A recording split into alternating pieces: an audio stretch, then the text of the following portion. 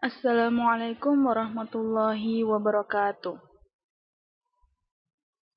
Pada video kali ini, saya akan membahas tentang logika matematika pada matematika diskrit. Sebelum kita membahas lebih jauh tentang logika, terlebih dahulu kita harus memahami apa itu proposisi. Karena proposisi ini akan dibahas dari awal sampai akhir pada materi logika. Jadi yang dibahas keseluruhan itu adalah proposisi, baik proposisi tunggal atau proposisi majemuk.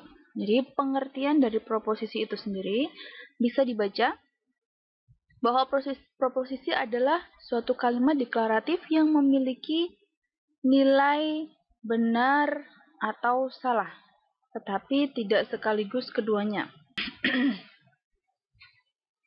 Kebenaran atau kesalahan dari sebuah kalimat disebut dengan nilai kebenaran. Jadi, proposisi adalah suatu kalimat yang dapat diketahui nilainya. Artinya dia benar atau salah, tapi tidak keduanya. Jadi tidak bisa dia hasilnya benar atau salah. Jadi harus jelas, benar ya benar, salah ya salah, tetapi tidak bisa keduanya. Contohnya sekarang, jadi ada 5 contoh di situ. Yang pertama, 5 adalah bilangan ganjil. Pernyataan ini merupakan proposisi atau bukan? Itu bisa kita lihat bahwa 5 adalah bilangan ganjil, dia merupakan pernyataan yang bernilai benar. Karena benar bahwa 5 adalah bilangan ganjil. Karena 5 tidak bisa dibagi 2.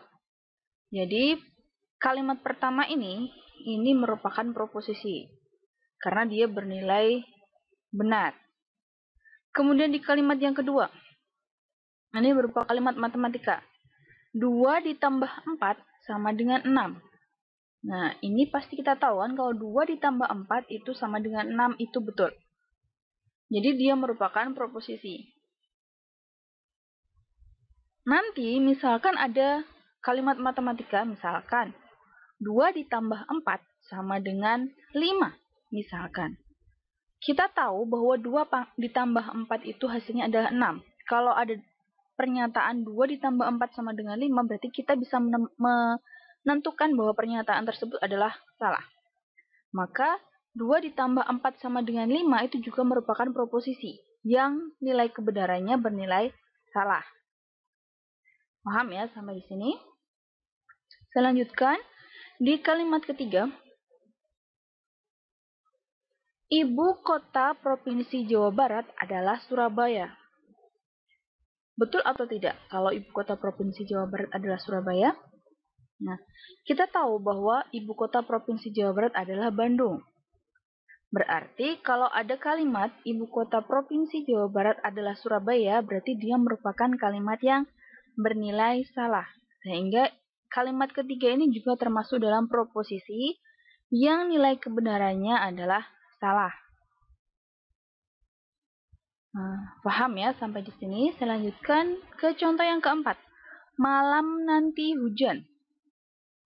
Nah, kita bisa menentukan atau tidak bahwa malam nanti hujan itu benar atau salah. Padahal posisi sekarang kita menyampaikan pernyataan tersebut misalkan pagi atau siang. Kita kan tidak tahu nanti itu hujan atau tidak. Maka kita belum bisa menentukan bahwa pernyataan malam ini hujan itu bernilai benar atau salah. Kita akan tahu nanti ketika sudah malam tiba. Nah, artinya pernyataan pernyataan keempat ini, dia bukan merupakan proposisi. Karena kita tidak bisa langsung menentukan dia bernilai benar atau salah. Oke, paham ya? Saya lanjutkan ke yang pernyataan kelima atau kalimat kelima. Pria yang duduk paling belakang itu tampan. Nah, ini bisa jadi kalau misalkan saya melihat bahwa pria yang duduk paling belakang itu tampan, misalkan, itu menurut saya. Tapi belum tentu menurut Anda semua. Jadi bisa jadi Anda menilai bahwa pria yang duduk paling belakang itu tidak tampan karena saya nggak suka. Itu mungkin bisa jadi seperti itu. Berarti untuk kalimat kelima ini, dia kan tidak bisa ditentukan nilai benar atau salahnya. Karena relatif kan tampan itu. Berarti ini juga bukan merupakan proposisi. Oke, paham ya? Saya lanjutkan. Nah, jadi dari proposisi tadi bisa dikombinasikan. Jadi untuk mengkombinasikan proposisi itu ada 3 macam kata penghubung atau 3 macam penghubung. Jadi definisinya bisa dibaca di sini. Bahwa jika diberikan proposisi atomik P dan Q, maka komposisi majemuk dapat dibagi menjadi 3 macam. Yang pertama adalah konjungsi. Jadi konjungsi dari proposisi P dan proposisi Q dengan notasi. Jadi konjungsi antara P dan Q itu dinotasikan dengan P konjungsi Q. Jadi ini adalah tanda untuk konjungsi. Ini bisa dibaca dengan proposisi P dan Q. Berarti untuk konjungsi ini kata lainnya adalah dan. Jadi kalau ada notasi seperti ini bisa dibaca P konjungsi Q atau bisa dibaca juga P dan Q. Sekarang yang kedua, disjungsi. Disjungsi dari P dan Q dinotasikan dengan notasi P disjungsi Q. Jadi disjungsi notasinya lawan dari konjungsi tadi. Jadi kalau misalkan ada bentuk seperti ini, proposisi majemuk seperti ini bisa dibaca dengan P disjungsi Q atau bisa dibaca dengan P atau Q. Selanjutnya yang ketiga adalah ingkaran atau negasi. Jadi ingkaran atau negasi dari suatu proposisi P itu dinotasikan dengan negasi P. Jadi tanda ini dibaca dengan negasi. Bisa juga dibaca ini tidak P, bukan P. Jadi lawannya dari P. Oke, sampai di sini. Paham ya? Saya lanjutkan. Untuk tabel kebenaran. Jadi suatu proposisi itu nanti proposisi majemuk itu harus dibuktikan nilai kebenarannya. Jadi untuk membuktikan nilai kebenarannya kita baca definisinya dulu. Kita harus buat tabel kebenaran berdasarkan definisi ini. Jadi jika diberikan proposisi P dan Q, maka nilai kebenaran dari komposisi majemuk adalah sebagai berikut. Yang pertama untuk konjungsi.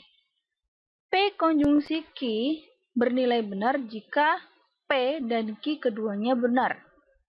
Artinya pernyataan pertama, pernyataan kedua itu benar atau bersifat positif. Sedangkan kemungkinan yang lainnya adalah salah. Jadi untuk konjungsi, jika P-nya benar, Q-nya benar, maka dia kesimpulannya adalah benar. Selain itu, dia akan bernilai salah.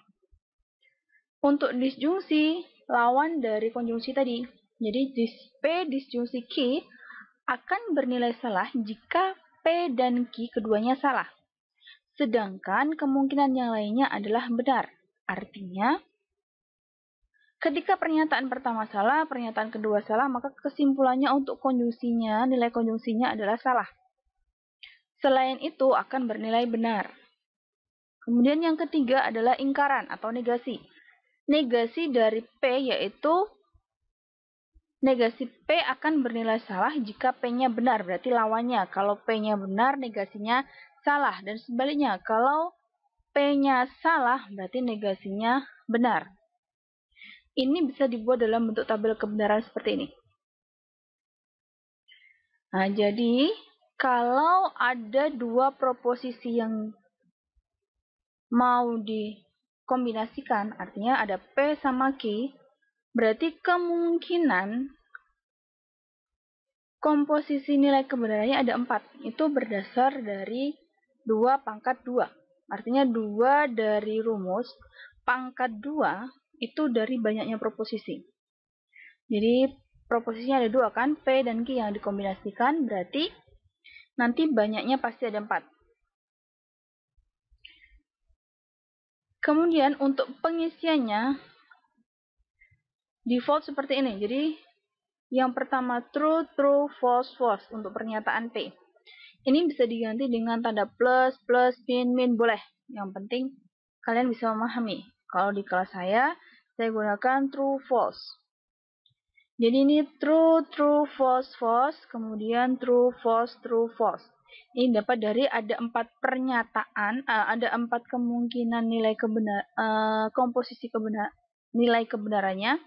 Berarti nanti akan ada di pernyataan pertama pastikan ada nilai 2 nilai true, 2 nilai false.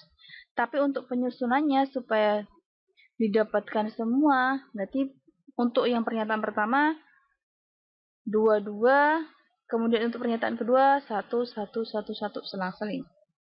Nah, tadi kan dibilang nilai kebenaran dari P konjungsi Q dia akan benar-benar jika P dan Q bernilai benar. P dan Q bernilai benar atau true, dia hanya ada pada baris pertama.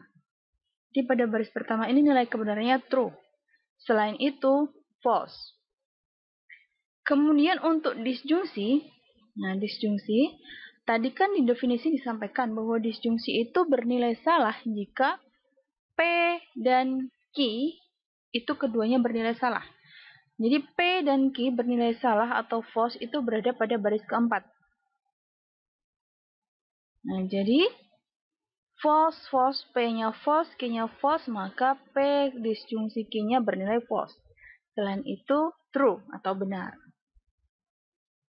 Jadi diingat, kalau untuk konjungsi, jika true, true, maka hasilnya true, selain itu salah. Tapi kalau untuk disjungsi, false, false, false, selain itu true. Nah, sekarang untuk negasi. Tadi kan dikatakan kalau misalkan untuk negasi P akan bernilai salah jika P-nya benar. Artinya kebalikannya kan? Tadi saya bilang kalau ada 2 proposisi berarti tabel kebenarannya ada 4 baris. Karena komposisi nilai kebenarannya kemungkinan ada 4. Tapi kalau hanya ada 1 proposisi, berarti kan kemungkinan nilai kebenarannya hanya 2. Bisa jadi true atau false. Berasal dari 2 pangkat 1 karena hanya ada 1 proposisi. Ya, paham ya? Jadi untuk negasi dari P ketika P-nya itu bernilai true, maka negasinya adalah false. Sebaliknya kalau P-nya adalah false, maka negasinya adalah true. Oke, saya lanjutkan. Nah, contoh. Jadi ini contohnya. Oke, saya bahas untuk contohnya. Oke, saya hapus dulu ini. Nah, untuk pengerjaan penentuan tabel kebenaran atau pembuatan tabel kebenaran, kita harus membuat tabel sesuai komponen yang dibutuhkan. Jadi, di bagian A, di contoh ke A, itu disuruh menentukan nilai kebenaran dari negasi P dan Q disjungsi negasi P konjungsi Q. Berarti, langkah awal kita buat tabel kebenarannya dulu. Penentuan ada berapa banyak proposisi di sini. Kita bisa melihat bahwa di sini hanya ada 2 proposisi yaitu P dan Q saja. Berarti nanti banyak baris yang kita buat ada 4. Berasal dari 2 pangkat 2, 4 ya kan. Berarti kita buat tabel kebenaran dengan baris sebanyak 4. Selanjutnya, ini pengisiannya default sama. Kalau 4 seperti ini pasti. Kemudian, dari ini semua, kita kan masih punya P sama Q. Berarti kita belum punya komponen negasi P di sini. Berarti kita buat negasi P-nya. P-nya ini adalah lawan dari, negasi P ini adalah lawan dari P. Berarti ketika P-nya true, maka negasinya bernilai false.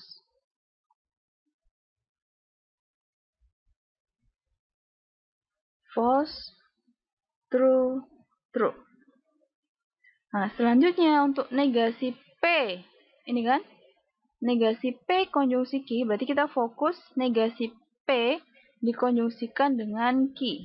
Berarti kalau konjungsi tadi akan bernilai benar jika keduanya bernilai benar, ya kan? Kalau kita lihat negasi P sama Q ini, kita fokus sama ini aja. Kita lihat dia yang bernilai keduanya true itu pada baris berapa?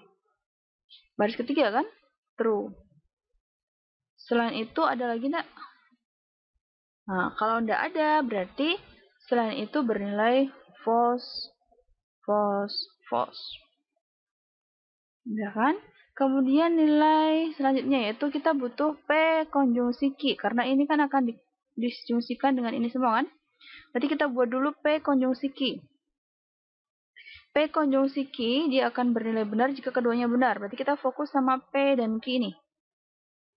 Nah, kalau keduanya benar berarti pada baris pertama.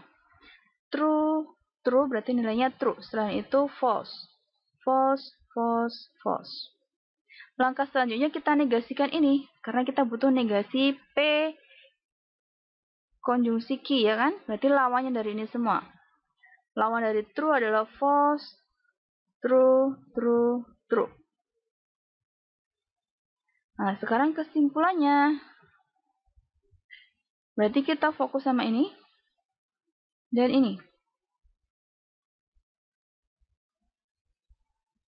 Bentar, ini saya tandai. Berarti yang saya merah ini. Kolom keempat sama kolom keenam. Karena kita mau disjungsikan ini dengan ini kan. Berarti kalau disjungsi tadi akan bernilai salah jika keduanya salah. Selain itu akan bernilai benar. Berarti ini jika yang keduanya salah itu hanya ada pada baris pertama. Berarti baris pertama itu bernilai false. Selain itu bernilai true. Karena nggak ada lagi yang lain. True, true, true. Oke, sampai di sini. Paham ya? Oke. Saya lanjutkan ke contoh yang kedua. Di contoh yang kedua ini ada berapa proposisi? Nah, 3 proposisi kan? P, Q, sama R. Berarti nanti banyak kemungkinan komposisi yang terjadi itu sebanyak 2 pangkat 3.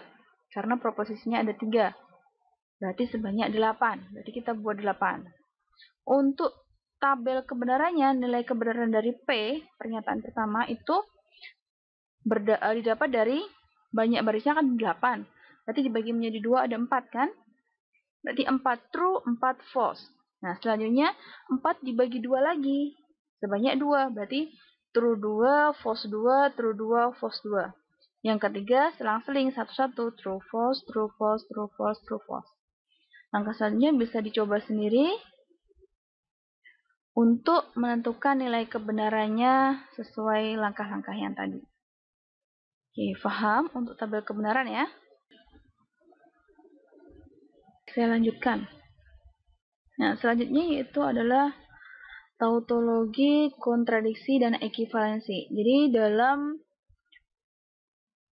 komposisi dari proposisi atau proposisi majemuk itu ada 3 istilah yang harus kita ketahui, yaitu ada tautologi, kontradiksi, dan ekivalensi.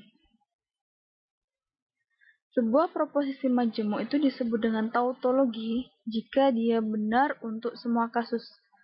Artinya, hasil tabel kebenarannya, hasil akhirnya itu bernilai true semua. Maka dia dinamakan dengan tautologi. Sedangkan yang kedua dinamakan dengan kontradiksi jika hasil akhir dari suatu tabel kebenaran yang telah dilakukan atau yang dibuktikan dengan tabel kebenaran, hasil akhirnya itu bernilai salah semua, maka dia dinamakan dengan kontradiksi. Kemudian yang ketiga maksud saya, dua buah proposisi P dan Q, dia akan disebut ekivalen secara logika. Jadi disebut ekivalen secara logika itu jika keduanya mempunyai tabel kebenaran yang identik. Artinya tabel kebenaran hasil akhirnya dia sama. Jadi di baris pertama misalkan nilainya true, baris kedua nilainya false, false, false, false. Berarti yang pernyataan kedua atau proposisi majemuk yang kedua nilainya sama ketika dibuat tabel kebenaran, maka dia bisa disebut saling ekivalen. Nah, contohnya seperti ini. Jadi, buat tabel kebenaran untuk proposisi majemuk ini dan proposisi majemuk ini. Jadi, buat semuanya. Jadi, untuk yang pertama dulu, berarti kan P disjungsi negasi P konjungsi Q. Nah, berarti kita butuh P dan Q dulu. Selanjutnya kita buat, yang ini dulu kita buat. P disjungsi Q. Jadi P konjungsi Q, kalau true, maka hasilnya true. Selain itu, false. Untuk P disjungsi Q, false, nilainya false. Selain itu, nilainya akan true atau benar semua. Langkah selanjutnya, kita hitung negasi dari P disjungsi Q, berarti lawannya dari ini. Ini maksud saya. Negasi P konjungsi Q. Jadi, true lawannya false, false lawannya true, false lawannya true, false lawannya true. Selanjutnya, kita cari negasi dari disjungsinya. Jadi, kalau true lawannya false, true lawannya false, true lawannya false, false lawannya true. Langkah selanjutnya, kita buat yang atas dulu. Kita lihat. P disjungsi dengan negasi P dan Q. Berarti kita fokus sama P ini. Dan negasi P konjungsi Q ini. Kita disjungsikan. Tadi kan disjungsi akan bernilai salah jika keduanya salah. Berarti kita cari di kolom P dan kolom negasi P konjungsi Q yang keduanya salah. Di sini kan kalau kita lihat true, false, berarti hasilnya adalah true. True, hasilnya adalah true. False, true, hasilnya adalah true. False, true, hasilnya adalah true. Artinya, kalau kita lihat di sini, untuk semua kasus, jadi semua kasus nilai P-nya apapun, nilai Q-nya apapun, dia bernilai true semua. Nah, jadi proposisi majemuk ini dinamakan dengan tautologi karena nilai kebenarannya true semua. Dia benar di semua kasus. Selanjutnya, proposisi yang majemuk yang kedua nih. Dia adalah disjungsi dari P konjungsi Q dan negasi P disjungsi Q. Jadi kita fokus P konjungsi Q ini sama negasi P disjungsi Q ini. Kalau kita lihat, ini kan konjungsi, berarti kita harus mencari yang keduanya true. Dia akan bernilai true. Tapi kalau tidak, dia bernilai salah. Kalau kita lihat di sini, dia bernilai, ini yang pertama true, yang kedua false. Berarti hasilnya adalah false. Yang pertama false, yang kedua false, hasilnya false. Yang pertama false, yang kedua false, berarti hasilnya false. Yang pertama false, yang kedua true, berarti hasilnya juga false. Nah, untuk proposisi majemuk ini ternyata di semua kasus nilainya adalah false semua. Berarti proposisi majemuk ini dinamakan dengan kontradiksi. Nah, paham ya sampai di sini. Selanjutnya untuk ekivalensi, jadi ekivalen. Jadi disuruh membuktikan bahwa kedua proposisi ini bernilai ekivalen. Jadi proposisi ini dan proposisi ini bernilai ekivalen. Berarti langkah selanjutnya harus kita cari nilai kebenaran ini dulu. Langkah kedua harus kita cari nilai kebenaran dari negasi P disjungsi negasi Q. Bisa dilihat ya, dibaca sendiri. Kalau kita lihat di sini nilai kebenaran dari negasi P konjungsi Q ini dia bernilai false, true, true, true. Kemudian yang kedua nilai kebenaran dari negasi P disjungsi negasi Q, dia juga false, true, true, true. Artinya kedua proposisi majemuk ini nilai kebenarannya sama. Berarti kalau sama berarti negasi P konjungsi Q dan negasi P disjungsi negasi Q dia saling ekivalen dikarenakan nilai kebenarannya sama. Sampai di sini penyampaian materi logika dari saya. Jadi ada materi yang selanjutnya. Maka dari itu, jangan lupa subscribe, like, dan komen, serta jangan lupa juga bunyikan lonceng notifikasi supaya bisa selalu mendapatkan notif ketika ada video terbaru dari saya. Sekian dari saya. Wassalamualaikum warahmatullahi wabarakatuh.